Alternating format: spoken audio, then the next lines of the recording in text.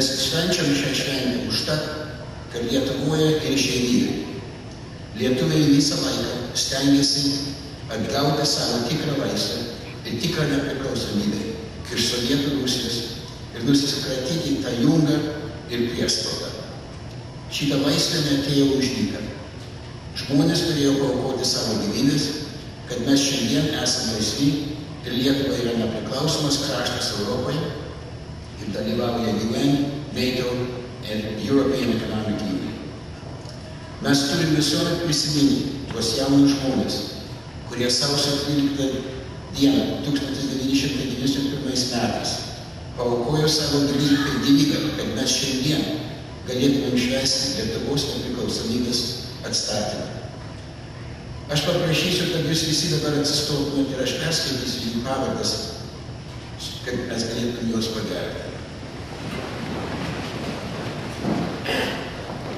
Loreta Pasavičiūtė, Virginijus Ruskys, Darius Gerbutavičius, Rolandas Jankauskas, Rimantas Juknevičius, Alvydas Kanapinskas, Algimantas Kavaliukas, Vydas Mačiulevičius, Titas Masiulis, Alvydas Makulka, Apolinaras Povilaitis, Ignas Simulionis, Vytautas Vaitkus.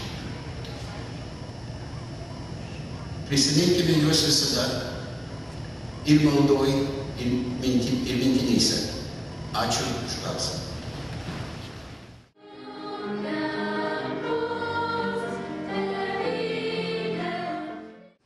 Ponios ir ponai, gerbiami svečiai.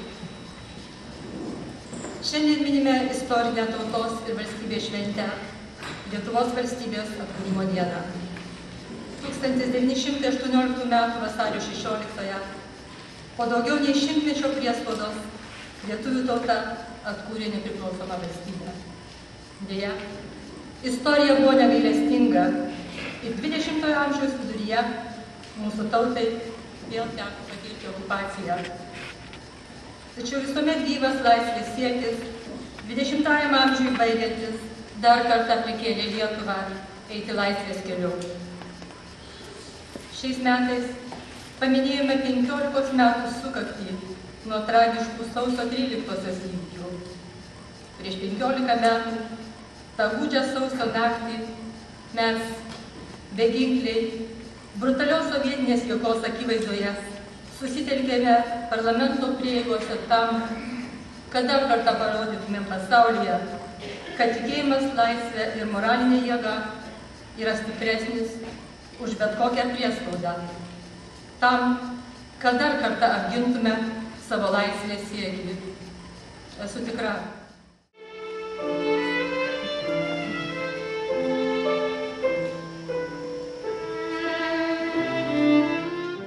O jums, brangūs tautiečiai ir mieliems lietuviams, norėčiau perduoti nuoširdžiausius sveikinimus vasario 16-osios Lietuvos valstybės atkūrimo dienos proga savo ir Lietuvos ambasados Kanadoje kolektyvo vardu. Prieš 90 metų Lietuvos taryba vasario 16 dieną Vilniuje pasirašė Lietuvos nepriklausomybės aktą, kuris skelbė, kad atstato nepriklausomą, demokratiniais pamatais sutvarkytą Lietuvos valstybę.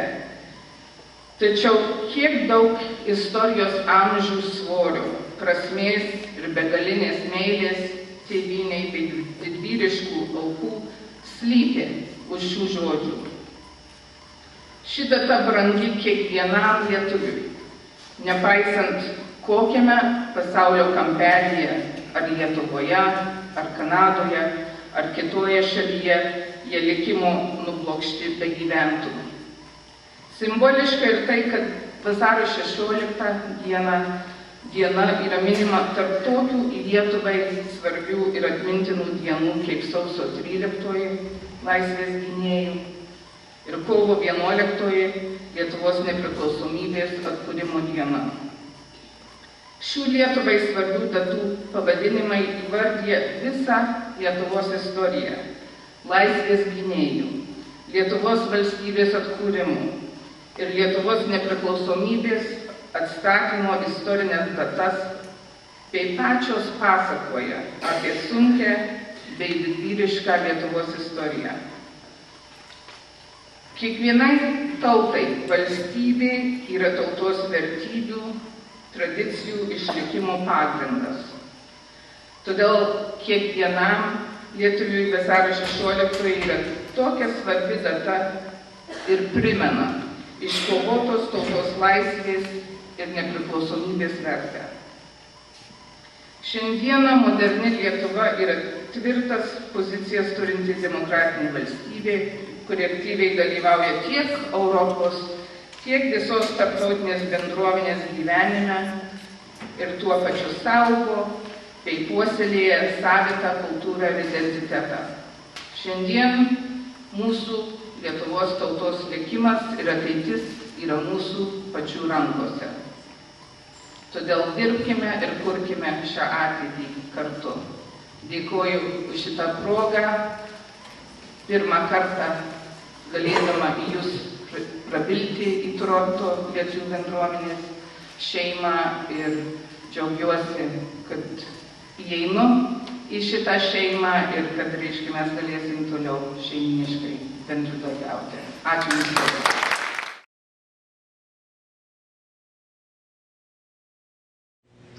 Gerbiami dvasiškiai, konsulė Sakuona Labukaitė, gerbiamas Seimo nariai prelegentė, daktarė ir ponė Saudargaitė, Tėvynės sąjungos, Kanados lietuvių bendruomenės bei kitų organizacijų atstovai, brangūs tautiečiai, labas vakaras. Leiskite pirmiausia pasidžiaugti, kad žengiu pirmosius žingsnius naujosios pareigose savo parapijoje, savųjų karpe. Šiandieną, minint Lietuvos nepriklausomybės įstatymą, mums dar kartą proga džiaugtis būti tokios kilnios lietuvių tautos nariais. Istorija įrodo, kad mes stengėmės iš savo gilios praeities bei turtingų kultūrinių vertybių ir papročių atrasti ir įtvirtinti savo vietą laisvojo pasaulio tautų eilėse, plačioje išeivijoje. Mūsų senovės dainos skambėjo dainų rūmuose, dainuojančioje revoliucijoje. Jos tebeskamba išeivijos dainų šventėse ir skelbia džiaugsmą per visus šios metus švenčiant Lietuvos vardo tūkstantmetį. Lietuvos viduramžių kovose krito kariai, už laisvę suklupo miško broliai ir partizanai, išvežtieji į Sibirą bei įsitraukę į užsienį kovojo išlikti, prie televizijos bokšto žuvo mūsų brolių ir seserys už Lietuvos grįžimą į laisvojo pasaulio eiles.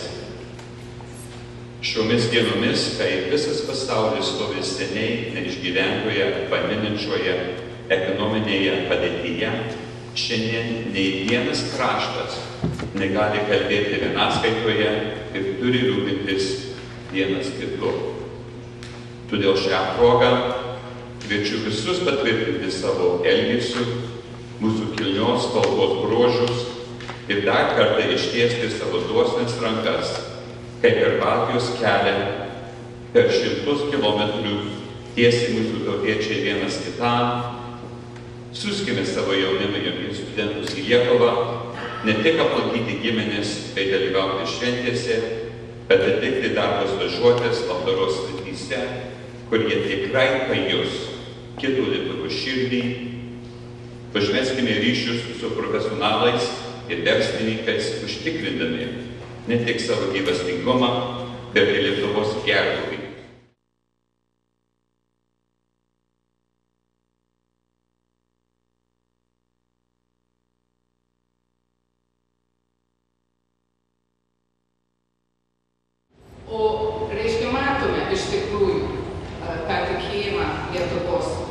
Dvišaliais santykiais su Kanada noriu jūs informuoti, kad gegužės mėnesio pradžioje Kanadoje su darbo vizitu lankysis užsienio reikalų ministras Audronius Ažubalis. Jis vadovaus verslo delegacijai kurios sudėtį sudarys apie 10 informacinių technologijų įmonių. Šiai delegacijai taip pat yra numatyta verslo programa. Ir aš labai prašyčiau jūsų įsidėmėti, kad sekmadienį gegužės 2 dieną numatome užsienio reikalų ministro ir verslo delegacijos susitikimą su lietuvių bendruomene. Taip pat, aišku, ministras tęsia programą Otavoje, kur vyks jo dvišaliai susitikimai jau su Kanados federaliniais ministrais. Tad kviečiu dalyvauti susitikimuose su ministru ir verslininku delegacija. Kviečiu jūs toliau tikėti laisvę, tikėti Lietuvos valstybę ir tikėti jos ateitį.